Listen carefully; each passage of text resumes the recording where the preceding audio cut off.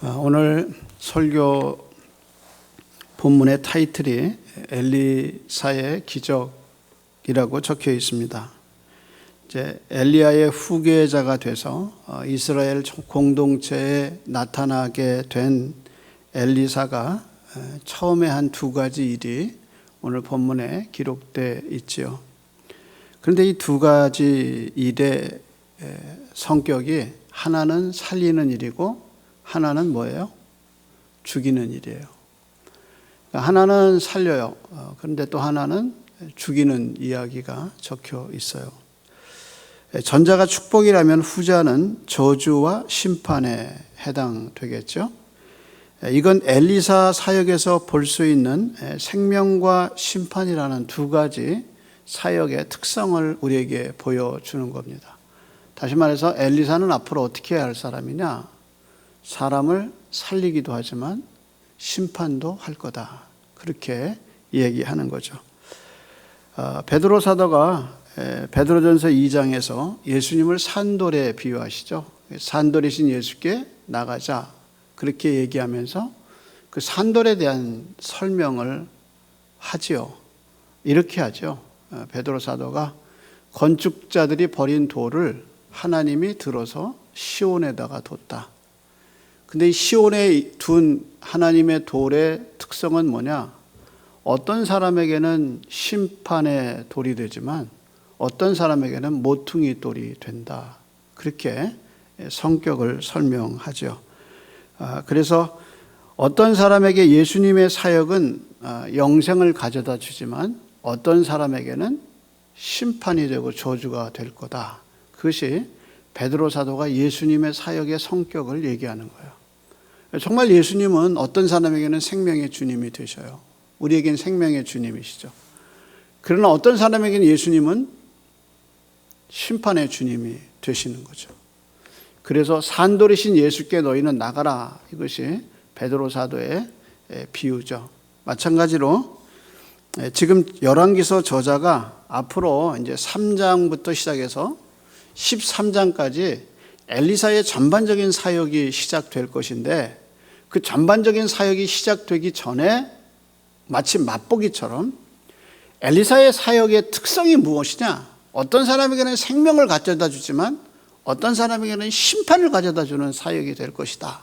그것을 두 가지 이야기를 통해서 우리에게 설명하고 있다는 거죠. 이런 관점에서 엘리사의 사역의 성격이 뭐냐 하는 것을 이 두 가지 이야기 속에 담고 있는 것을 볼 수 있습니다. 자, 그러면 이제 그런 성격을 여러분 좀 이해하시고 본문을 들어가 보도록 하죠. 자, 첫 번째 이야기는 어디서 일어나죠? 어디서 일어나는 사건이죠? 예? 어디서 일어나요? 여리고에서 일어나요. 근데 본문에는 여리고라는 말이 한 번도 나오지 않아요. 그렇죠? 여리고라는 말이 없어요. 그런데 문맥을 보면 19절부터 이 성읍이 여리고구나 하는 것을 알 수 있죠. 그래서 19절을 시작하면서 이렇게 얘기하죠. 그 성읍 사람들이 엘리사에게 말하되 우리 주인께서 보시는 바와 같이 이 성읍의 위치는 좋으나 물이 나쁨으로 토산이 익지 못하고 어떻게 된다 그랬어요? 떨어지나이다. 그렇게 얘기했죠. 그러니까 그 성읍이라 그랬어요. 그 성읍에 사람들이 나왔다. 한데 그 성읍이 어떤 성읍이냐? 그 앞에 엘리야의 시신 이야기가 나오죠. 엘리야의 시신이 어디로 갔는지 자기네들이 찾아보겠다. 그러고 우리에게 용감한 사람 50명이 있습니다. 그러니까 그 사람들이 가서 찾게 허락하소서 하고 엘리사에게 부끄러울 정도로 요청했던 성읍이 어디냐? 여리고 사람들이죠. 그래서 여리고에 있는 엘리사의 선지자 생도들이 요구를 했어요. 엘리사가 어디 있는지 우리가 찾아보겠습니다 하고 찾아갔는데 못 찾았다. 그런데 그 성읍 사람들이 나와서 하는 말이 우리 성읍은 위치는 좋은데 물이 나빠서 토산이 열매를 맺지 못하고 떨어집니다 라고 얘기하는 거죠. 그래서 앞과 뒤의 문맥을 봐서 이거는 여리고 사람들을 얘기하는 거구나 하는 암시를 우리에게 주고 있어요. 그들이 말하는 여리고성의 문제는 물이죠. 물.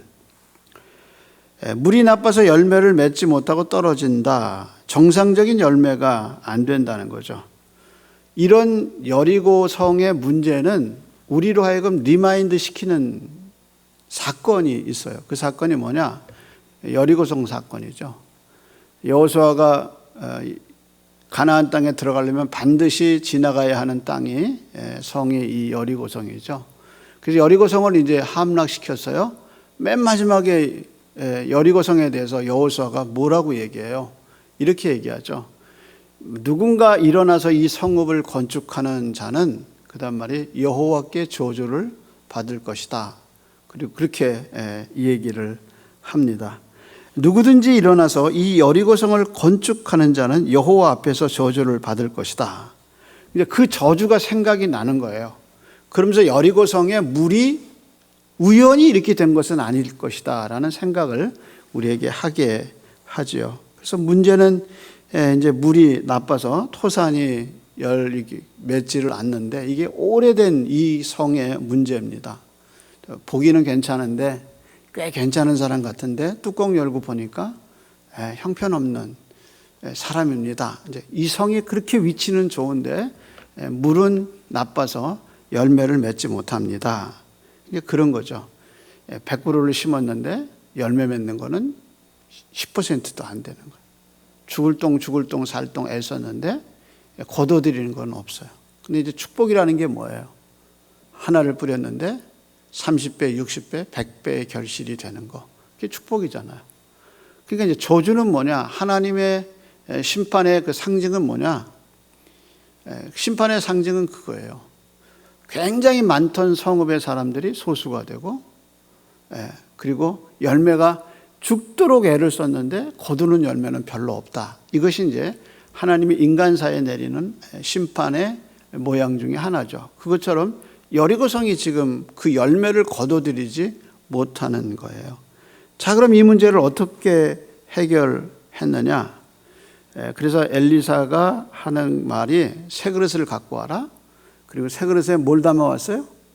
소금을 갖고 왔어요. 그래서 어디로 찾아갔어요? 물의 근원으로 찾아가죠. 그래서 물의 근원에다가 이제 소금을 넣었어요. 던졌어요. 그랬더니 물이 고쳐졌다. 이제 그렇게 얘기를 하고 있죠. 그런데 여러분, 성경에 물이 고쳐진 얘기가 또 있죠. 무슨 물이죠? 그렇죠. 참 우리 성도들이 너무 잘 알아셔. 마라의 쓴물이죠. 그 마라의 쓴물은 이제 출애굽기 15장에 나오죠. 마라가 이제 물이 도착했는데 먹어보니까 물이 너무 써요. 쓰다는 말은 이제 먹을 물이 아닌 거죠. 그 어떻게 했어요? 그랬더니 나무 조각을 갖다가 집어넣죠. 그랬더니 집어넣었더니 그 물이 쓴물이 뭐라고 그랬냐면 단물이 됐다. 그래서 그 나무 조각이 뭐냐? 십자가다. 그렇게 이제 해석을 하는데 옳은 해석은 아니에요. 그 나무가 십자가다라고 얘기하는 거는 글쎄 모르겠어요. 좀 너무 심한 비유가 아닌가 그런 생각이 들어가죠. 근데 문제는 그럼 나무가 고쳤냐? 나무가 고쳤냐? 아니죠. 이제 그렇게 얘기하고 17장에 가면 반석에서 물이 나오는 얘기가 출애굽기 17장에 나와요. 그러니까 이제 이스라엘 광야 생활 내내 계속해서 이슈가 되는 건 뭐냐면 물이에요. 물이 인생에서 이슈가 되는 거예요. 물의 문제가. 그러면서 하나님이 광야 이야기와 물 이야기가 같이 가요. 광야 생활을 하면서 반드시 필요한 게 뭐냐? 물이다. 근데 물을 어디서 구할 것이냐? 반석에서 물이 나왔다? 그리고 쓴물이 단물이 됐다. 이 도대체 물이 어디서 오는가 하는 문제를 우리가 생각하게 됐죠. 그러면서 이 이야기는 창세기 맨 앞장으로 우리를 이끌어요. 자, 하나님이 에덴 동산을 만드시고 에덴 동산의 풍성함을 유지하기 위해서 강을 4개나 만드셔요. 4개나. 동서남북으로 흐르는 강을 만드시죠. 그래서 에덴 동산을 풍성함을 물을 통해서 갖게 하셔요. 왜 인간은 그럼 그렇게 물이 필요하냐? 그 근본적인 이유는 인간이 흙으로 지음을 받았기 때문에. 흙은 물을 만나야 열매를 맺게 됐어요. 그래서 인간은 물이 없으면 생존할 수가 없어요. 그래서 창세기 1장 1절, 2절을 시작하면서 하나님의 신이 뭐를 어디 위를 운행했다 그랬어요? 수면 위를 운행했다 그랬어요. 그리고 그 수면에서 하나님이 땅과 바다를 나누셨다. 그러니까 인간은 출생부터 시작부터 온 세계는 물이 없이는 존재할 수가 없어요. 그 소중한 물이 어떻게 되느냐? 지금 쓰다는 거예요. 이 물이 나빠서 열매를 맺을 수 없다는 거예요. 그 말은 뭐냐? 인간은 물이 없으면 열매를 맺을 수가 없다는 거예요. 근데 이 온전한 물이 없이는 사람은 열매를 맺을 수 없다는 거예요. 그렇다면 이 생존의 문제에서 저자는 여리고성의 물이 어떻게 고침을 받았느냐? 소금? 아니다라는 거예요. 나무? 아니라는 거예요. 정확하게 나무에 대해서 뭐라고 얘기했냐면 모세가 부르짖음에 여호와께서 그에게 한 나무를 가르치시니라 이렇게 나와요. 그러니까 모세가 그 나무를 하나님이 가르쳐 주신, 하나님이 이렇게 손가락으로 이거 이렇게 지적해 주신 거예요. 그랬더니 그 나무를 갖다가 집어넣었더니 그게 쓴 물이 단물이 됐다는 거예요. 결국에 누가 고치셨느냐? 하나님이 지시하신 그 나무지, 나무가 아니라 하나님이 지시하신 그 하나님의 손가락, 하나님의 그 말씀, 그것이 쓴 내 인생을 달게 만들었다. 그러면 뭐가 고쳤느냐? 소금이? 천만의 말씀이에요. 소금을 가져가서 엘리사가 뭐라고 말해요? 여호와의 말씀에 이렇게 시작하잖아. 내 말이 이 물을 고쳤으니 다시는 죽음이 없으리라. 누가 하신 말씀이야? 하나님이 하신 말씀. 여리고성의 물도 소금이 아니라 하나님의 말씀이에요. 그래서 이로부터 다시는 죽음이나 열매 맺지 못함이 없으리라. 이것이 이제 핵심이죠. 그러면서 이 물의 이야기는 인생에 쓰고 고난과 역경을 살아가는 우리에게 쓴물을 고쳐주시고 우리 속에 생명을 주시는 그게 뭐냐? 그게 하나님의 말씀이라는 거죠. 우리가 하나님이 이 세상을 창조하실 때 우리의 마음에서 생명이 나오게 돼 있어요. 그래서 잠언서에서 그렇게 했잖아요. 생명의 근원이 이에서 나나니 가장 지킬 만한 것보다 가장 소중한 것은 인간의 마음이니라. 근데 그 인간의 마음의 물이 너무 오염되어 있는 거예요. 쓴물이 나오는 거예요. 이 가슴 속에, 영혼 속에 쓴물이 나서 정상적인 물이 나오지 않아요. 마치 위산이 역류돼서 목을 치밀어 올라올 때 그 느낌처럼 우리 영혼의 심령이 상해서 심령의 물이 너무너무 더러워지고 오염된 거예요. 그러니까 어떻게 되냐? 생각도 기도도 모든 면에서 바른 열매를 맺을 수가 없는 거예요. 어떻게 내 영혼의 심령을 치료하는가? 그때 하나님의 말씀이 뚫고 들어오는 거예요. 성경을 보는데 하나님이 지시하셔요. 하나님의 손가락이 그 말씀을 보여줘요. 정말 어떻게 이런 말씀이 여기 있었는데 내가 못 봤지? 하고 그 하나님이 가르쳐 주신 말씀이 눈을 통해서 심령 속에 들어갈 때 그 아침에 너무 감사하다. 하나님 이거였군요. 하고 그 말씀이 내 속에 들어오는 거예요. 그게 뭐냐? 이후로는 죽음이나 사망이 그리고 쓴물이 없어지리라. 그 말씀이 내 속에 들어와서 그게 믿어지는 거예요. 하나님 감사합니다. 여기서 이런 말씀이 있었군요. 하고 가슴에는 기쁨이 샘솟고 얼굴에는 웃음이 나고 영혼에는 자신감이 생기는 거예요. 하나님이 함께 하신다. 하나님이 함께 하신다. 정말 이건 할 수 있다. 그런 생생한 용기가 어디서 오느냐? 하나님이 지시하신 말씀, 그것이 우리의 심령 속에 들어오는 거예요. 그러면서 그 오염된 물이 열매를 맺을 수 없는데 하나님이 말씀으로 그런 마음을 치유하셔요. 그래서 이 첫 번째 메시지는 뭐냐? 하나님의 말씀이 너를 치료한다, 그거예요. 다른 거 복잡하게 생각할 거 없어. 하나님의 말씀이 우리의 영혼을 치료한다. 열매 맺지 못한 우리의 삶을 열매 맺게 하시는 그 위대한 능력이 무엇이냐? 말씀이라는 거예요. 그래서 말씀을 가까이 해라. 복 있는 사람은 악인의 꾀를 쫓지 아니하고 죄인의 자리에 서지 아니하고 오만한 자리에 앉지 아니하고 오직 여호와의 율법을 즐거워하여 주야로 그것을 묵상하는 자로다. 그 묵상하면 할수록 시대를 쫓아 열매를 맺잖아요. 그러니까 하나님의 말씀이 너를 치료한다. 하나님의 말씀이 너희 삶 속에 열매를 가져다 준다. 그것이 이 메시지예요, 메시지. 그다음에 두 번째 이야기가 나오죠. 이 두 번째 이야기는 우리에게 두 가지 의문을 줘요. 첫째는 엘리사의 성품이에요. 뭐라고 놀리죠? 대머리여, 대머리여 놀리죠. 그러면 하나님의 종이 좀 참지.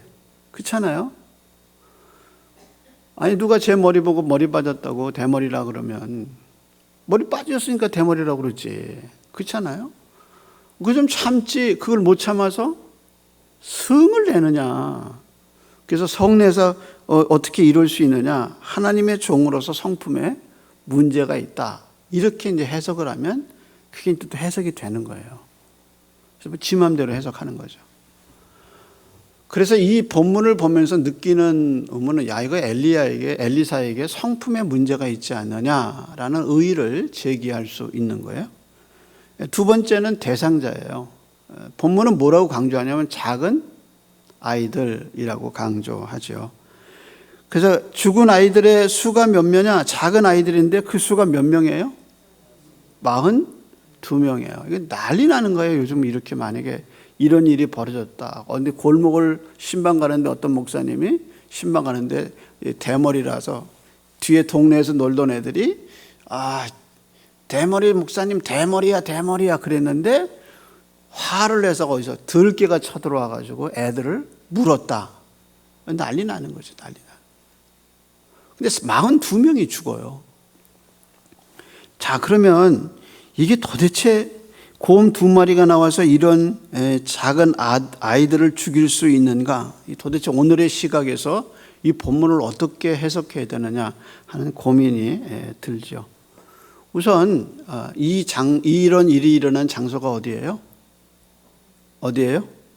베델이죠, 베델. 베델은 하나님의 집이라는 뜻을 갖고 있죠. 그리고 엘리야 시대에 베델에 여호와의 선지자 학교가 있었고 그 안에서 생도들이 존재했던 것을 우리는 볼 수 있죠. 그런데 그 하나님의 집이 나중에 어떻게 됐느냐? 대표적인 우상의 도시가 되죠. 그래서 이제 우리가 열왕기하 1장하고 2장을 이제 열왕기하를 보잖아요. 그럼 열왕기 상에서 베델은 어떤 위치에 있었느냐? 여로보암이 북쪽 왕이 돼서 제일 먼저 우상을 세운 자리가 어디냐? 베델이란 말이에요, 베델. 그래서 그 우상을 세워서 이스라엘 민족이 전체 그 우상을 섬길 수 있게 했던 여로보암의 죄를 가르쳐서 저자가 뭐라고 계속해서 얘기하느냐? 여로보암의 죄를 벗어나지 못했더라. 그러니까 가장 큰 악이 뭐냐? 베델에서 우상을 만들었던 것이 가장 큰 악이란 말이에요. 그러면서 그 베델의 이야기 속에서 계속 이 여로보암의 죄를 벗어나지 못했던 그 핵심이 뭐냐? 베델이란 말이에요, 베델. 근데 이 젊은이들이 이 사람들이 어디서 오느냐? 어디서 나왔어요? 베델에서 나와요. 베델에서.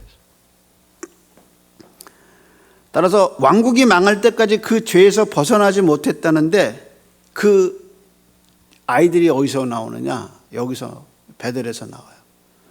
그러면서 이 아이들이 강조된 말이 뭐냐? 작은 아이들 이렇게 강조돼요. 근데 이게 이제 히브리 원어나 이 개념으로 보면 이게 작은 아이들이 우리가 얘기하는 뭐 조그만 애들이 아니라 이게 이미 자기 생각을 드러낼 수 있는 청소년기, 젊은 청년들을 얘기하는 것으로 봐야 돼요. 그런데 왜 저자가 작은 아이라는 말을 강조했을까라는 걸 우리가 좀 생각해 봐야 돼요. 왜냐하면 뭐라고 얘기했냐면 이 아이들이 그 성읍에서 나와 이렇게 얘기해요. 성읍에서 나와 이렇게 얘기하거든요. 다시 말해서 저자가 의도하는 게 아마도 이런 게 아닐까. 이 베델이 갖고 있는 문화, 베델이 갖고 있는 부모들에게서 탄생된 그 또 다른 젊은 세대, 그 뜻인 것 같아요. 그러니까 그 부모를 보면 자녀를 알고 그 도시를 보면 그 도시에 사는 사람들의 성품을 알듯이, 예를 들어 소돔과 고모라 그 도시처럼 이 베델에서 나온 그 아이들, 그래서 성읍에서 나온 아이들이라는 말이 강조돼, 그 아이들이 단순히 연령적으로 아이들이라는 개념이라기보다는 이 베델이 만들어낸 젊은 다음 세대, 그런 의미가 아닐까 하는 거죠. 그래서 시대가 만들어낸 그 시대의 젊은 그룹들, 하나님을 모르고 그 하나님을 반역하는 그런 무리들이라는 의미를 갖고 있지 않나 하는 생각이에요. 이렇게 말할 수 있는 이유가 뭐냐? 본문에서 계속 강조된 말이 뭐냐면 올라간다는 말이에요. 23절 한번 봅시다. 우선 엘리사가 거기서 어디로 올라가요? 베델로 올라가더니 그가 길에서 어떻게 해요? 올라갈 때 작은 아이들이 어디서 나왔어요? 성읍에서 나와 그를 조롱하여 이르되 대머리 어떻게 해요? 올라가라. 대머리 어떻게 해요? 올라가라 하는지라. 저자는 23절에서 계속해서 반복해서 쓴 단어가 있어요. 그게 뭐냐? 올라가라는 단어. 올라가라. 그럼 이 올라가라는 말이 뭐냐? 그러면서 이렇게 대머리여 올라가라. 너도 올라가라 그 말이에요. 그 말은 무슨 얘기예요? 엘리야의 승천을 얘기하는 거예요. 이미 엘리야의 승천 이야기는 이미 길갈에서 베델에서 여리고로, 여리고에서 그 다음에 요단까지 올 때 엘리사의 승천 이야기는 이미 그 사회에 승천한 다음에 이미 다 알려진 이야기예요. 자, 예수님의 승천, 예수님의 부활, 사람들이 못 들었을까요? 죽은 사람이 어떻게 살아나? 거짓말이지. 그걸 믿어? 그냥 종교적 언어지. 심지어는 신자들 사이에서도 그거가 믿어지지 않는 사람이 있어. 거기다 승천? 아니, 육체가 어떻게 승천해? 우주선을 타고 가는 것도 아닌데 예수님이 어떻게 승천해? 예수님이 어떻게 구름 타고 와? 손오공인가? 그게 다 뭐냐? 진리를 믿지 않는 세대의 특성이죠. 그래서 대머리여 올라가라 라는 말이 갖고 있는 의미는 뭐냐? 이 젊은 그룹들이 진리를 조롱하는 거예요. 따라서 대머리라는 말은, 대머리여 네가 올라가라라는 말은 개인적인 공격이 아니라 진리에 대한 공격이고 진리를 믿지 않는 거죠. 따라서 베델의 정신은 하나님의 진리를 믿지 않아요. 그래서 이 사람들이 성읍에서 나온 것을 보고 네가 올라가라는 말에서 볼 수 있듯이 엘리사가 이 아이들을 심판할 때, 이 젊은 세대를 심판할 때 무슨 말을 쓰나 24절 한번 보세요. 엘리사가 뒤를 돌이켜 그들을 보고 어떻게 해요? 여호와의 이름으로 저주하며 그 수풀에서 앙콤 둘이 나와서 아이들 중에 42명을 찢었더라. 여러분, 42명 말고 뭐가 더 있었어요? 더 있었어요. 뭐라고 그랬어요? 아이들 중에 42명이에요. 결국은 무슨 뜻이냐?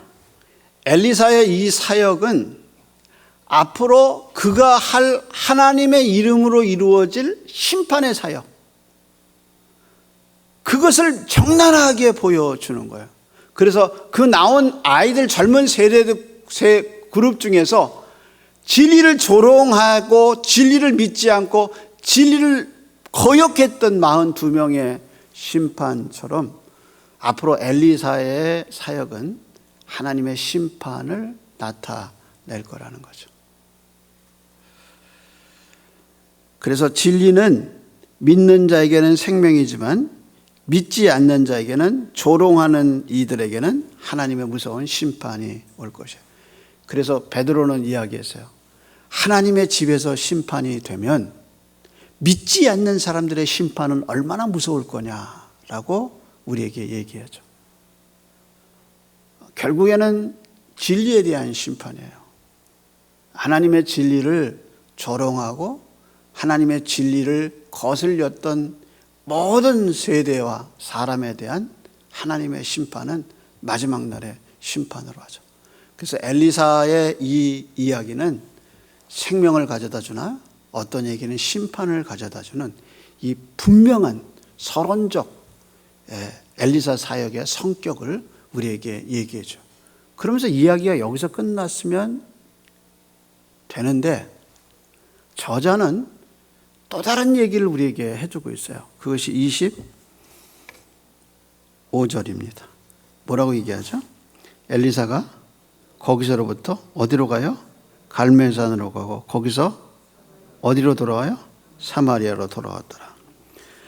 그러니까 저자가 베델의 사건, 여리고의 사건을 다 끝낸 다음에 엘리사의 행적을 우리에게 무심코 그냥 툭 던지듯이 엘리사의 행적을 던져주고 있어요. 그런데 거기에 뭐가 껴있냐면 그가 갈멜산에 있었다는 거예요. 그리고 갈멜산에서 다시 사마리아로 왔다는 거예요. 그러면 왜 갈멜이 강조되고 왜 사마리아가 강조될까 하는 거예요. 우선 사마리아가 강조된 이유가 뭘까? 그것은 3장 1절에 가면 아합의 아들 여호람이 어디서 왕이 돼요? 3장 1절 보세요. 어디서 왕이 되죠? 여호람이 사마리아에서 이스라엘을 12해 동안 다스리니라. 그러니까 엘리야 시대에 같이 갔던 북쪽 왕이 누구냐? 여호람이에요. 그러니까 엘리사가 3장부터 시작해서 13장까지 엘리사의 사역의 이야기가 되는데 그 기간을 누구랑 같이 가느냐? 여호람과 같이 가요. 근데 이 여호람이 악한 왕이에요. 근데 그 여호람이 악한 왕인데 어디서 왕이 되느냐? 사마리아에서 왕이 돼요. 그러니까 엘리사가 사역에 자기가 앞으로 사역해야 할 현장 사마리아를 바라보면서 그 사마리아에서 악인이 등장하면서 앞으로 이 캄캄한 3장부터 13장까지 이 긴 사역 속에서 엘리사는 지켜보고 있는 거예요. 저 죄악의 도시. 그 죄악의 도시를 바라보면서 자기의 사역을 앞으로 지켜보는 거예요. 그럼 이 엘리사는 어디서 그 사역을 감당할 수 있는 힘을 얻었느냐? 그것이 갈멜이에요. 갈멜. 그가 갈멜에 들려서 하나님과 깊은 교제가 이루고 그러면서 사마리아로 와서 그 사마리아에서 여호람이 왕이 되는 그 죄악의 도성을 바라보면서 내가 사역해야 할 자리와 내가 투쟁해야 할 자리를 바라보고 있는 거죠. 여러분, 세상이 쉽지 않아요. 인생이 쉽지 않은 것처럼 근데 우리는 그 도시에서 살아야 돼요. 어디서 우리가 힘을 얻고 어디서 우리가 생명력을 유지할 수 있느냐? 하나님의 말씀과 기도예요. 그래서 사도 바울은 디모데에게 세상을 이제 떠날 바울이 디모데에게 다 강조한 게 그거잖아요. 거룩함에 이르는 길은 하나님의 말씀과 기도다. 그것이 바로 디모데에게 준 바울의 마지막 교훈이에요. 그래서 읽어보세요. 디모데후서 3장 읽어보세요. 하나님의 말씀은 하고 교훈과 책망과 바르게 함과 의로 교육하기에 유익하니라. 너는 말씀을 전해라. 너는 말씀을 놓치지 마라. 이것이 뭐냐? 바울의 마지막 권면이에요. 어떻게 하면 내 쓰라린 인생이, 어떻게 하면 나의 맺지 못하는 삶의 열매가 어떻게 맺어질 수 있을까? 하나님의 말씀이에요. 갈멜의 영성입니다. 기도하겠습니다. 참 감사합니다. 수요 예배가 있게 하시고 금요 기도회가 있게 하시고 또 주일을 맞이하기 전에 이 예배를 통해서 주시는 하나님의 은혜를 경험하게 하셔서 감사합니다. 오늘도 주가 주신 말씀이 심령 속에 떨어지고 30배, 60배, 100배의 결실을 맺을 수 있도록 은혜를 베풀어 주시옵시고 쓴물이 단물되고 하나님 생명을 맺는 역사가 있도록 온라인에서 예배하는 분들, 이곳에서 예배하는 이들, 하나님 말씀을 듣는 모든 이들에게 임하게 하여 주시옵소서. 이제는 우리를 사랑하사 말씀이 되어 이 땅에 오신 우리 주님 예수 그리스도의 은혜와 그 아들의 말씀을 통하여서 우리 아버지가 되어주신, 우리를 낳아주신 하나님 아버지의 그 크신 사랑과 진리를 믿어지게 그리고 기도할 수 있도록 은혜를 베풀어 주시는 성령님의 은혜가 오늘도 온라인으로 이곳에서 예배하는 이들의 영혼 속에, 그들의 삶 속에 이제로부터 영원토록 함께 있을지어다. 아멘.